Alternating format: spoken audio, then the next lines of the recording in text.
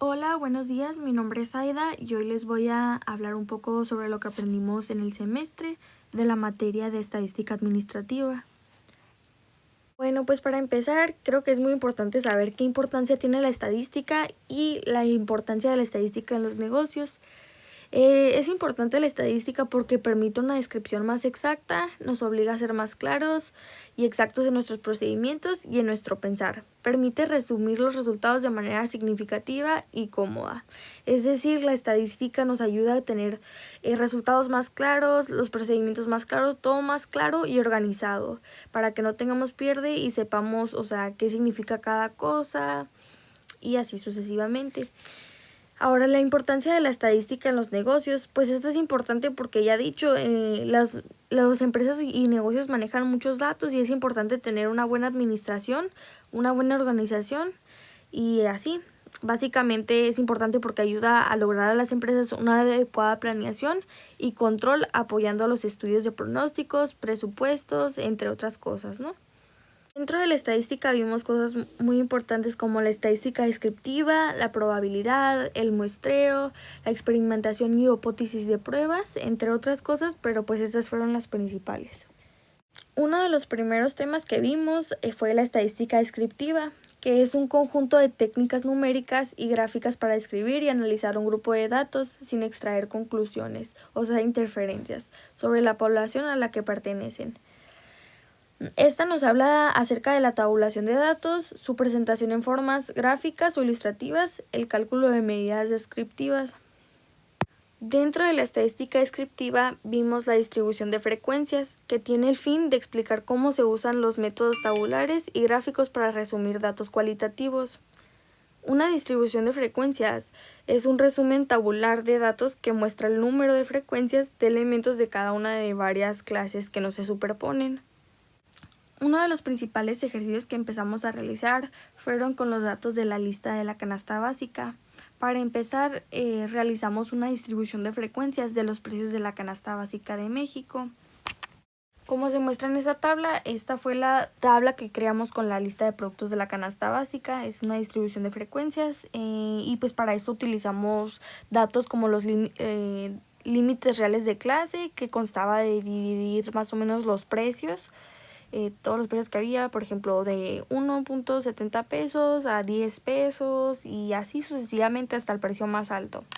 Luego también, por ejemplo, vimos la frecuencia absoluta, más o menos cuánto se repiten los precios de los productos, qué tantos productos se retienen el mismo precio, la frecuencia relativa, ya es más o menos calculando, frecuencia porcentual, que es cuando ya lo haces a porcentaje, la frecuencia absoluta acumulada, la frecuencia relativa acumulada y la frecuencia porcentual acumulada, que todos estos datos nos ayudan a tener una mejor organización y mejor comprensión de qué está pasando con estos productos y podemos interpretar los precios de los productos de la canasta básica. Entonces es así como funcionan las distribuciones de frecuencia relativa y frecuencia porcentual. Las distribuciones de frecuencia relativa y de frecuencia porcentual para los datos cuantitativos se definen de la misma manera que los datos cualitativos, que son los que ya habíamos visto. Ahora, a partir de estos datos que ya tenemos de las distribuciones de frecuencia, podemos determinar más cosas como hacer un histograma para tener una mejor interpretación y una mejor organización de los datos. El histograma es una presentación gráfica común de los datos cuantitativos. Este resumen gráfico se elabora para datos previamente resumidos, ya sea mediante una distribución de frecuencia, como es la que vimos ahorita, de frecuencia relativa o de frecuencia porcentual, que son como la tabla que vimos. Aquí tenemos el ejemplo de un histograma que está elaborado con los datos de los precios de la canasta básica. Entonces, básicamente con este histograma podemos darle una mejor interpretación y tener un gráfico que nos ayuda a visualmente entender más la situación, que básicamente aquí nos dice que el 37% de todos los productos tuvieron un precio de 28 a 37 pesos. Entonces, que fue la mayoría de todos los productos.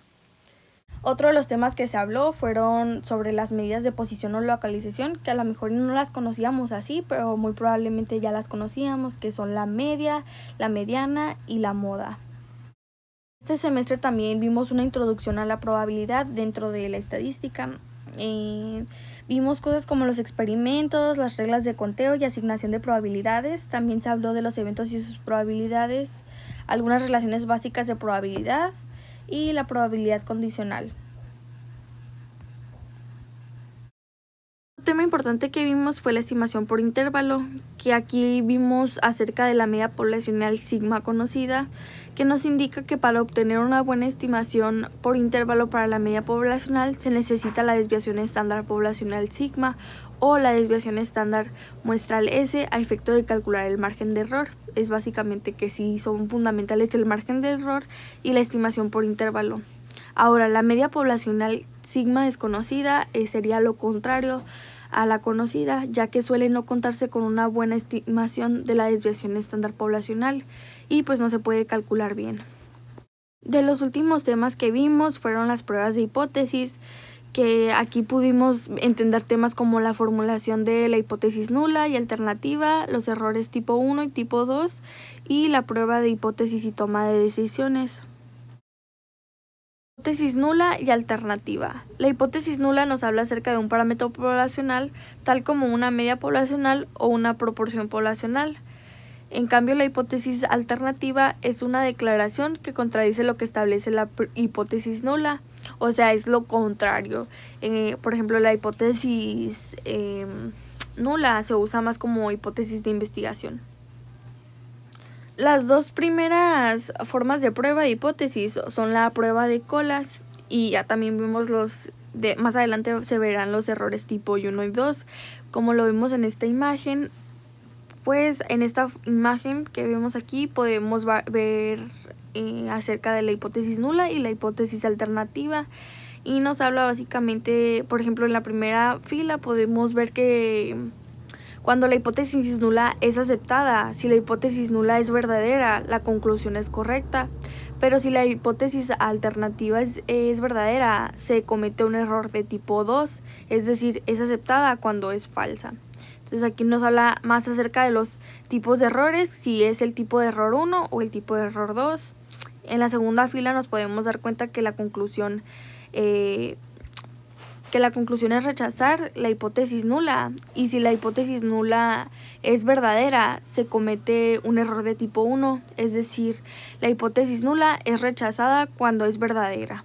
Pero si la hipótesis alternativa es verdadera, es correcto rechazar la hipótesis nula. Y pues esto fue todo, fue un pequeño resumen de lo que aprendí durante el semestre de la materia estadística administrativa. La verdad es que personalmente siento que aprendí muchas cosas nuevas. No se me hizo tan difíciles los temas, pero sí me pareció un poco difícil llevar la materia en línea, ya que me costó mucho trabajo poder concentrarme y tenía muy poca motivación. La materia, la verdad es que me pareció muy interesante. Siento que todos los temas que vimos son sumamente importantes y que los pudiéramos usar en muchos sectores, en muchos ámbitos, en especial en el de una empresa. Y por ejemplo, hasta en los temas que vimos dentro de la clase, vimos aplicaciones, casos de empresas, y me pareció muy interesante eso porque pues quieras o no, es como una experiencia que conoces, que te toca conocer, no tuya, pero pues de libro o algo así, de temas que hemos visto. Y me pareció muy interesante toda la clase, siento que aprendí mucho y fue todo. Muchas gracias por su atención.